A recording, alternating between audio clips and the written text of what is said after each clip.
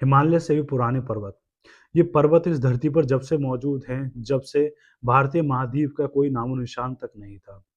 यहाँ तक कि भारत भारत का राष्ट्रपति भवन भी जिस रैनीसा हिल पर बना हुआ है, वह भी अरावली रेंजेस का ही पार्ट बताया जाता है।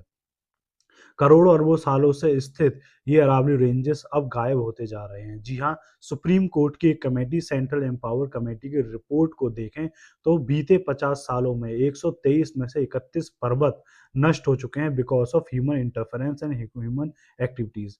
यानी राजस्थान में 25% ऑफ अरावली रेंजेस नष्ट होती जा रही है, नस्ते नाबूद हो चुकी है बिकॉज ऑफ ह्यूमन इंटरफेरेंस।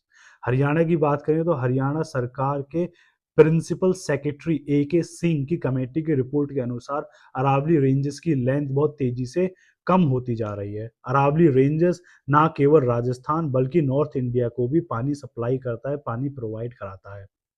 और इन और नॉर्थ इंडिया और राजस्थान को थार डेजर्ट की तरह डेजर्ट में कन्वर्ट होने से, डेजर्टिफिकेशन होने से ही बचाता है। अरावली रेंजेस में Sariska, Delhi leopard wild life corridor भी है और 300 से ज़्यादा स्पीशीज पाई जाती हैं और 120 से ज़्यादा बर्ड स्पीशीज भी पाई जाती हैं। अरावली रेंजेस जो कि भारत की रानी कहा जाता है, वह इलीगल कंस्ट्रक्शन और माइनिंग की हपस और प्यास को बुझाते बुझाते अपना ही वजूद खोता जा रहा है। दौलत एक ऐसी प्यास होती है जो कभी बुझती नहीं और इंसान को जो मिल जाए उसको उससे कभी खुशी मिलती नहीं है। ये वो आग है जो अरावली हिल्स को हमेशा से जलाती रही है और जलाती रहेगी। जी हाँ, according to according to Forest Survey of India 2017 की रिपोर्ट को देखें तो 3200 से ज़्यादा इलीगल माइनिंग अरावली हिल्स में चल रही है। ये हद जब पार हो जाती है जब 2022 में इलीगल कंस्ट्रक्शन पर रेड के दौरान हरियाणा के नूंह में डीएसपी सुरेंद्र सिंह की हत्या कर दी जाती है।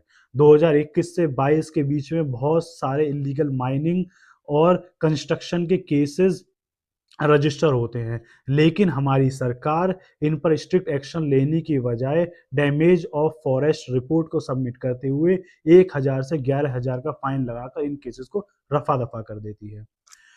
भारत की आज़ादी के बाद government forest reservation act, wild life sanctuary, wild life reservation act और बहुत सारी इकोसिस्टम से रिलेटेड एक्ट लेकर आती है। लेकिन बात यहाँ पर क्वेश्चन यहाँ पर ये अराइज होता है, क्या केवल सरकार का दायित्व है इन एक्ट को लाना ही है या फिर इन एक्ट को प्रॉपर तरीके से इम्प्लीमेंट कराने भी उसका दायित्व बनता है? और अगर ये दायित्व है तो सरकार इससे पीछे कैसे हट रही है, अपने दायित्व को पूरा क्यों नहीं कर पा रही है? अब रिसेंटली अरावली हिल्स अरावली